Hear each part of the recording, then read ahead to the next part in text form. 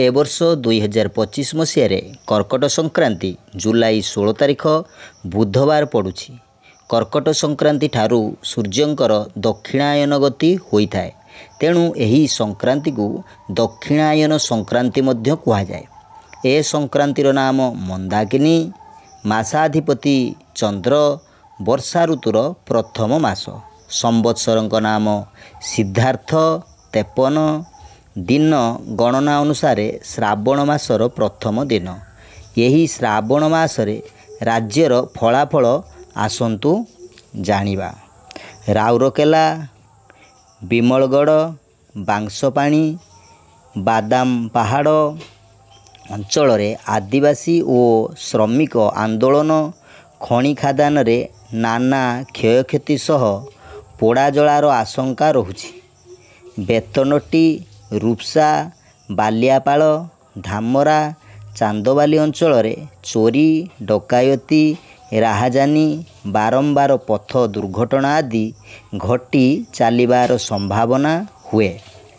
पाणीपाग ए मासरे हीन वृष्टिपात जोगु चाष कार्य बाधा प्राप्त हेबो। मासर प्रथम और द्वितीय सप्ताह और शेष सप्ताह लघुचाप जनित वर्षार संभावना रहुछि। मास तत्व ए मासरे नित्य व्यवहार्यर जिनिसर मूल्य सम रहिबो। सोनादि धातुद्रव्यर मूल्य ह्रास पाइबो। स्वल्प वृष्टिपात जोगु कृषि कार्य पछेई जिवो। खनिज उत्पादन और शिल्प कारखाना उत्पादन वृद्धि पाइबो। ज्योतिष तत्व ए मासरे जात व्यक्ति प्रसिद्ध, दयाशील, बहु सेवकयुक्त, मित्रवत्सल और सज्जन पालक हुअन्ति। ए मासरे कन्या प्रथम रजवती हेले जनप्रिया हुए, मात्र मृतवत्सा कराए। शुद्ध काल थिले ए मासरे नूतन गृहारंभ कले गृहकर्तार भूसंपद वृद्धि पाए और सिद्धिलाभ होइथाए। पश्चिम द्वार अधिक शुभप्रद और लाभदायक होइथाए। ए मासरे नदी रे स्नान बा स्वास्थ्य पक्षे अहितकर अटे। ए मासरे कौनसी प्रकारर शाग खाइले रोग सृष्टि करिथाए, एणु नदी रे स्नान और शाग भक्षण निषेध।